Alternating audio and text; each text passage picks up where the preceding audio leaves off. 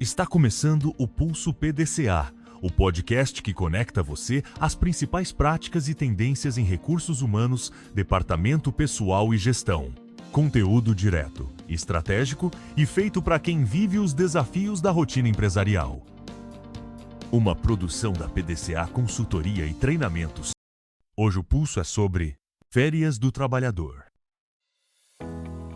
Olá, bem-vindos a mais uma conversa nossa aqui no Pulso PDCA. Hoje o papo é sobre um direito muito esperado, as férias. Oi. Pois é, um assunto que parece simples, né?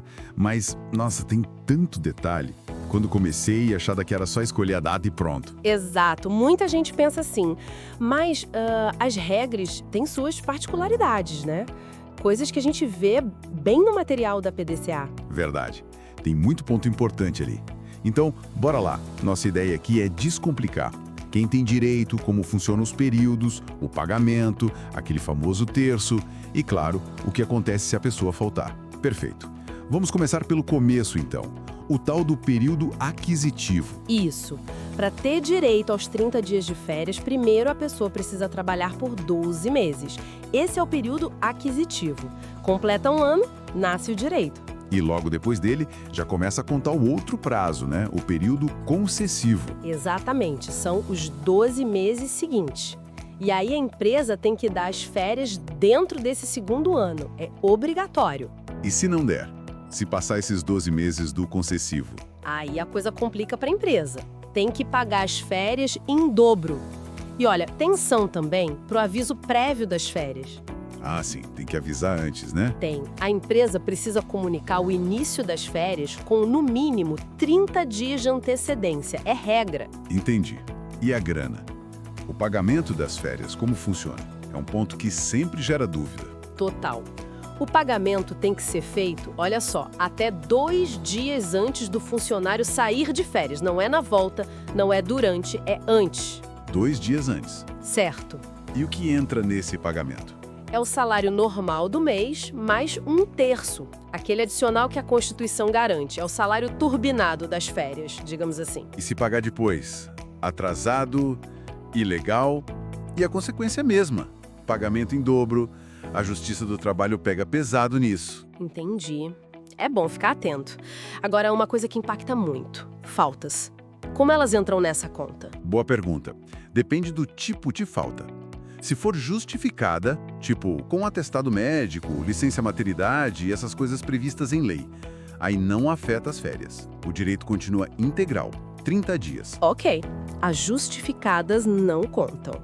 Mas e as injustificadas? Aquelas que não têm o motivo legal. Ah, essas sim. Elas reduzem os dias de férias. A lei tem até uma tabela para isso. Uma tabela? Como assim? É progressiva. Por exemplo, se a pessoa tiver, sei lá, de 6 a 14 faltas injustificadas naquele período aquisitivo de 12 meses, Certo. o direito já não é mais 30 dias. Cai para 24 dias de férias. Nossa, já reduz bastante. Sim. E se passar de 32 faltas injustificadas no ano, a pessoa pode até perder completamente o direito às férias daquele período. Caramba!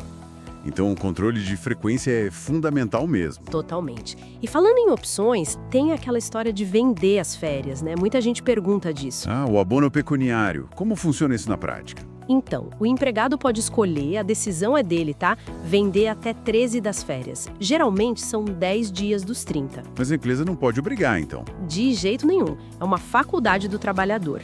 Ele pede para converter esses dias em dinheiro. E uma vez que ele opta por vender, para aquele período não dá para voltar atrás. Entendi. É uma escolha do funcionário. E além dessas férias normais individuais, tem as coletivas, né? Tem sim. As férias coletivas acontecem quando a empresa decide parar tudo, ou um setor inteiro, e dá férias para todo mundo junto. Ah, tipo fim de ano em algumas fábricas, né? Isso. É comum. Mas tem regra também. Tem que ser por, no mínimo, 10 dias corridos. E a empresa precisa avisar o sindicato da categoria e o Ministério do Trabalho com antecedência. Entendi. É um processo mais formal. E se o contrato acaba? Tipo, a pessoa é demitida ou pede demissão antes de tirar as férias que já tinha direito. Na rescisão, tem que acertar tudo. Se tiver férias vencidas, aquelas que o período concessivo já passou e não foram tiradas, tem que pagar. Com o terço? Sempre com terço. E também tem que pagar as férias proporcionais. Proporcionais. Como assim? São as férias referentes ao período aquisitivo que estava correndo. Calcula-se quantos meses a pessoa trabalhou nesse último ciclo e paga a proporção, também com mais um terço. Ah, entendi. Então, mesmo saindo antes de completar o ano, a pessoa recebe pelos meses que trabalhou? Exato. E vale lembrar que o tempo que a pessoa está de férias conta como tempo de serviço normal para tudo, inclusive para o cálculo do 13º salário. Faz sentido. E para categorias diferentes, tipo estagiário, tem férias? Estagiário tem direito a um recesso remunerado. A lei fala em 30 dias a cada 12 meses de estágio. É parecido com férias, mas a lei chama de recesso. E se o estágio for remunerado, o recesso também é. E aprendiz? Aprendiz segue a regra geral da CLT, igual aos outros empregados. Tem direito a férias de 30 dias, com um terço, tudo certinho. Bacana. Então, resumindo, para o lado da empresa, tem que garantir as férias do prazo, planejar isso direitinho, talvez até com um calendário. Isso, planejar, avisar com antecedência, pagar certo e na data certa. E registrar tudo, né? Principalmente agora com o e-social. Tem que estar tudo lá. Fundamental. O e-social concentra tudo isso. Deu pra ver que férias é mais do que só descanso, né? É um direito cheio de regras. Muitas regras.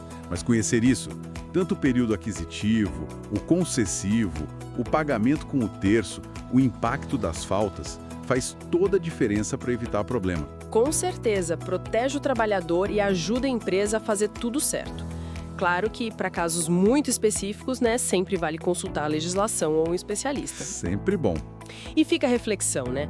Além de cumprir a lei, como será que uma boa gestão de férias impacta o clima na empresa, o bem-estar, a produtividade? Algo para a gente pensar. Verdade. Um bom planejamento beneficia todo mundo.